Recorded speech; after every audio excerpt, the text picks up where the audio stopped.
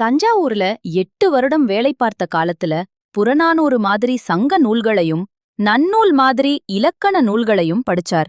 திருக்குறள், திருவாசகம், நாலடியார் மாதிரி நூல்களை ஒரு தடவை இல்ல பல முறை படிச்சு அதுல இருக்கிற நயம் என்னன்னு உணர்ந்தார். அதோட நிக்கல, அந்த நூல்களை ஆங்கிலத்துக்கும் மொழிபெயர்த்து வெளியிட்டார். இந்தியன் சஞ்சிகை, இந்தியாவின் தொல்பொருள் ஆய்வு மாதிரி ஏடுகள்ல தமிழை பற்றிய ஆராய்ச்சி கட்டுரைகளையும் ஆங்கிலத்தில எழுதினார். அந்த கட்டுரைகள்ல புறநானூறு பாடல்கள், புறப்பொருள், வெண்பா மாலை, திணை விளக்கங்கள், தமிழ் புலவர்கள் வரலாறு, இப்படி நிறைய விஷயங்கள் இருந்துச்சு. பொறுமை, சீனிமின்மை, நட்பு மாதிரி உயர்ந்த பண்புகளை சொல்லும் அறநூல்கள்ல இருந்து 600 செய்யுள்களை தேர்ந்தெடுத்து தமிழ்ச் செய்யுட் கலம்பகம்னு ஒரு நூலாக தொகுத்தார். அந்த செய்யுள்களுக்கு விளக்கமும் கொடுத்தார்.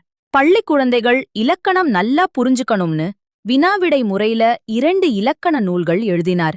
பெரியவர்கள் படிக்கிற மாதிரி இன்னொரு இலக்கண நூலும் எழுதியார். மேலை நாட்டார் தமிழை சுலபமா கத்துக்கணும்னு தமிழ் ஆங்கில அகராதி, ஆங்கிலம் தமிழ் அகராதி இரண்டையும் வெளியிட்டார். தமிழ்ல வரலாற்று நூல்களையும் எழுதினார். பழைய தமிழ் இலக்கியங்கள்ல இருந்து சில செய்யுள்களை தொகுத்து அதை ஒரு நூலாக வெளியிட்டு அதையே பாட நூலாக வைக்க ஏற்பாடும் பண்ணினார். தமிழ்ல உரைநடை நூலும் எழுதியிருக்கார்.